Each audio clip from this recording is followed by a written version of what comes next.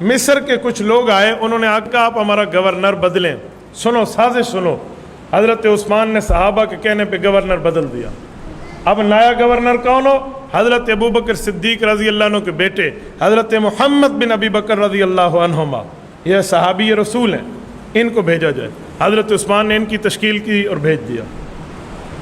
جو طبقہ حضرت عثمان کے خلاف بغض سالوں سے پالتے ہوئے آ رہا تھا، ان نے سوچا تھا ہم کہیں گے گورنر بدلو تو عثمان کہے گا میں اپنا گورنر نہیں بدلتا۔ اس نے تو صحابہ کی بات مان کے فوراً عمل کر لیا، اب کوئی اور سازش کرے۔ انہوں نے کیا کیا؟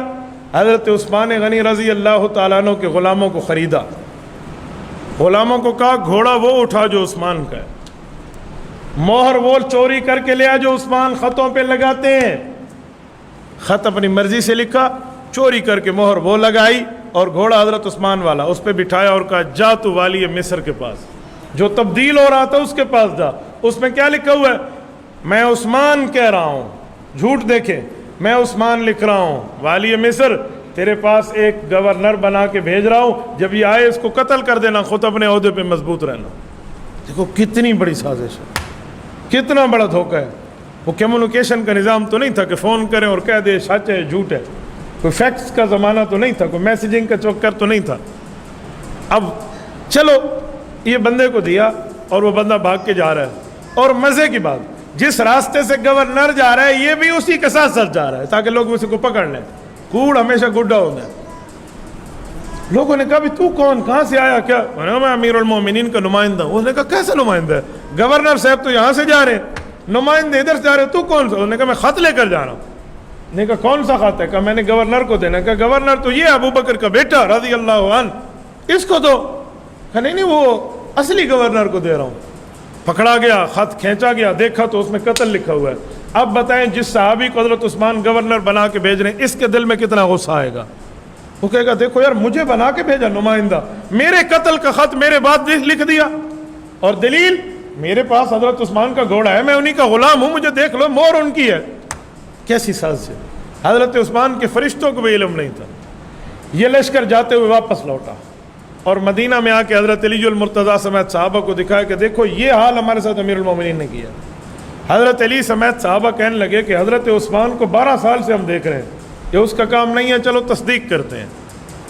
اب صحابہ تصدیق کے لیے اپنے بھائی کے پاس جا رہے ہیں، اور جو بلوائی مصر سے آئے تھے گورنر بدلوانے کے لیے، جن کے دل میں بغض عثمان تھا، انہوں نے نعرے لگانا شروع کر دیے، جلوس نکالیے، پھڈا ڈال دیا۔ کیوں؟ یہ دن وہ تھے جو انہوں نے خاص کر کے یہ دن چنے تھے۔ کیوں؟ یہ دن ذو الحجہ کے تھے، اور ذو الحجہ کے دنوں میں سارے مدینہ کے صحابہ حج پہ گئے ہوئے تھے۔ کل مدینہ میں حضرت عثمان، حضرت علی اور ان کی اولادوں سمیت 17 مسلمان باقی تھے، صرف 17۔ ہزاروں صحابہ حج پہ گئے ہوئے ہیں، اور ان کے ساتھ بھی کسی قسم کا کوئی رابطہ نہیں، اور وہ یہ جانتے ہیں کہ وہ حج پہ گئے ہوئے، لہٰذا پیچھے اپنا کام کرنا بہت آسان ہے۔ ان نے پھڈا ڈالنا شروع کر دیا، کام عثمان سے بدلہ لیں گے، اس نے ہمارے گورنر کو مارنے کے لیے کہا، پہلے جان بوجھ کے گورنر بدلوایا، پھر یہ کام کیا۔ اسی میں حضرت علی فرماتے مجھے خطرہ محسوس ہوا کہ ان کی نیتیں کچھ اور ہیں، یہ تو کوئی پوچھنے کہنے کی بات تو نہیں کر رہے۔ تو حضرت علی نے اپنے 2 شہزادگان حضرت حسن اور حسین کو حضرت عثمان کے گھر پہ پہرے پہ ٹھہرایا، حضرت طلحہ نے اپنے بیٹے کو پہرے پہ ٹھہرایا، حضرت زبیر نے اپنے بیٹے کو پہرے پہ ٹھہرایا، بڑے بڑے اجلہ صحابہ نے اپنی اولادوں کو، اپنے بھتیجوں کو حضرت عثمان کے پہرے پہ لگا دیا کہ امیر المومنین کو کچھ نہ ہو، بات کرنے دیں۔ یہ حضرات بات کرنے اندر گئے اور باقی صحابہ تلواریں لے کر باہر ٹھہر گئے۔ بلوائی رک گئے کہ اب مسئلہ کچھ خراب ہو رہا ہے، بہرحال جیسے کیسے یہ ٹھہر گئے۔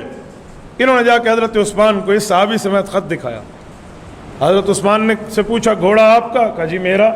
غلام آپ کا؟ کہا جی میرا۔ کہا خط آپ کا؟ کہا جی میرا نہیں ہے، میں نہیں جانتا، اللہ جانتا، مجھے تو علم ہی نہیں ہے۔ اب اندازہ لگاؤ اس موقع پہ شک پھیلانا عوام میں لوگوں کو کتنا حق مل جائے گا۔ ادھر تو کلیئر ہو گیا نا، ادھر کلیئر ہو گیا۔ ایک بندے پہ شک کیا کہ یہ فلاں نے کام کیا، حضرت عثمان نے فرمایا کہ جب تک اسلامی گواہ اس پر قائم نہ ہو جائیں ہم اس کے خلاف حرکت نہیں کرتے۔ نوجوان کہنے لگے نہیں ہمیں حوالہ کریں، ہم اس کی گردن قلم کر دیں۔ حضرت عثمان نے فرمایا میں ایسے حوالے نہیں کرتا، تم میرے اوپر جھوٹ بول رہے ہو، پتہ نہیں اس پر بول دو، یہ جو ایسے بلوائی بیٹھے ہوئے ہیں۔ صحابہ کو آپ صبر کریں، تحقیق کرتے ہیں پھر بات کرتے ہیں۔ انہوں نے کہا جی ٹھیک ہے۔ اس بات پہ صحابہ کرام گھر واپس آئے ہیں، انہوں نے حضرت عثمان غنی رضی اللہ تعالیٰ عنہ کا محاصرہ کیا ہوا ہے. یہ میں نے آپ کو مختصر سنایا ہے، یہ 40 دن کا محاصرہ بنتا ہے. اس میں تفصیل ہے جو اس مختصر وقت میں نہیں بتا سکتا. حضرت عثمان کی حضرت علی المرتضیٰ کی ان سے مٹھ بھیڑ ہوتی ہے. حضرت عثمان بلواتے ہیں، علی آپ نے میری طرف سے جنگ نہیں کرنی.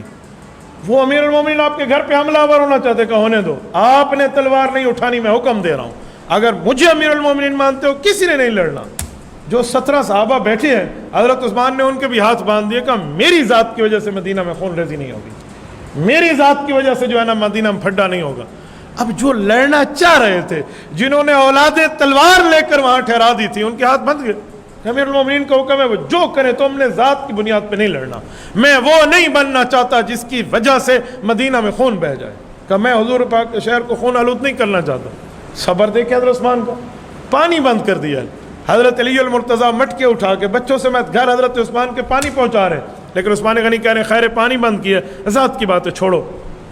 اور ان کا مطالبہ کیا، امیر المومنین کو خلافت چھوڑے. واہ بھائی واہ، بات گورنر کی تھی، مسئلہ کسی اور کا نکلا. اب خلافت کیوں چھوڑے؟ حضرت عثمان کے بارے میں صحابہ ان بےایمانوں کو حدیثیں سنا رہے ہیں، وہ جو ہزاروں آئے ہوئے تھے. اوے بے وقوفو، تم کس کے بارے میں بات کر رہے ہو؟ عثمان وہ ہے جسے اللہ کے رسول نے فرمایا تھا یا عثمان لعل اللہ یقمسک قمیصا فارادک المنافقون ان تخلع فلا تخلع لهم. عثمان ایک وقت آئے گا اللہ تجھے خلافت کی قمیض پہنائے گا، اگر منافق کہیں اتار دے تو ان کے لیے نہ اتارنا. صحابہ کی بات تو نہیں ہے نا، یہ بے ایمان کہہ رہے ہیں. اور کوئی صحابی حضرت عثمان کی خلافت پر اعتراض نہیں کرتا. اور ادھر حضرت عثمان کے خلاف حضرت عثمان کے حق میں صحابہ نکلتے ہیں، امیر المومنین کا حکم ہے آپ نے نہیں نکلنا. حضرت علی جیسا بندہ فرماتے دل خون کیا آنسو رو رہا ہے، پوری زندگی اپنی تلوار پہ میں نے راج کیا ہے اور اب تلوار نیام میں رکھ کے بیٹھا ہوں. لیکن حضرت علی نے اتنا کیا، بیٹوں کا بیٹا آپ یہاں ٹھہر جاؤ، ادھر سے تمہارے ان جگہوں سے، ان گیٹوں سے، یہ اس جگہ سے جہاں پر میں نے پیرا رکھا ہے کوئی بندہ جائے نہیں، امیر المومنین کے گھر کوئی نہ جائے، بس آپ نے یہاں ٹھہرنا ہے. ہر بندے کا اپنا اپنا علیحدہ پیرا. حضرت عثمان غنی رضی اللہ تعالیٰ عنہ کے گھر پر یہ بے ایمان حملہ آور ہوتے ہیں.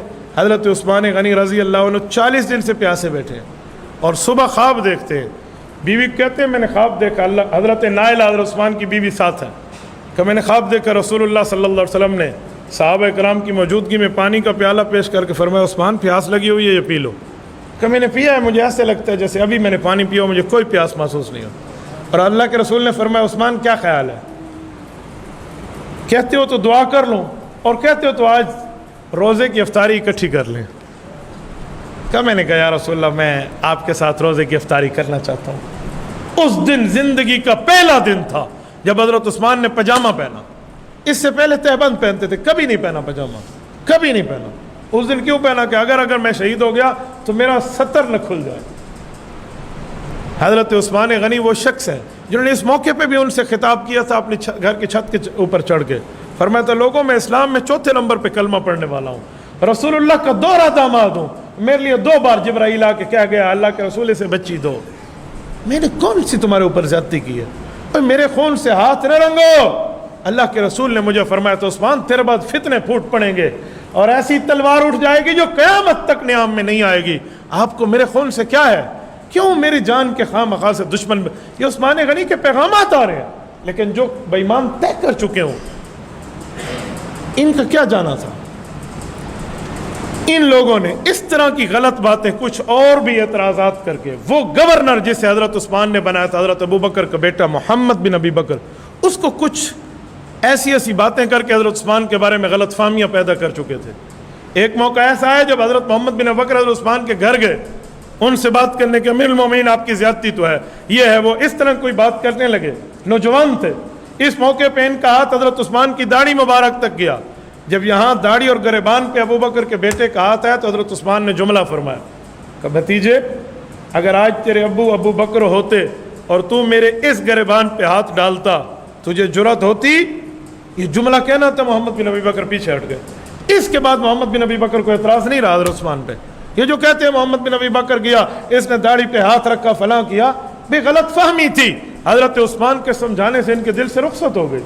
حضرت عثمان کے قتل میں کوئی صحابی شریک نہیں ہے. وہ دونوں صحابی تھے، یہ ٹھیک ہے چھوٹے درجے کے تھے لیکن حضور کے صحابی تو تھے. جب یہ گئے بات کرنے عثمان نے فرمایا تیرا باپ ہو تو یوں کرتا. بس احساس تھا دل میں آ گیا, وہ ہٹ گئے. ایک رات ان بےایمانوں نے حملہ کیا گھر پہ, یہ جو بلوائی ٹھہرے ہوئے. حضرت عثمان غنی رضی اللہ عنہ کو شہید کیا.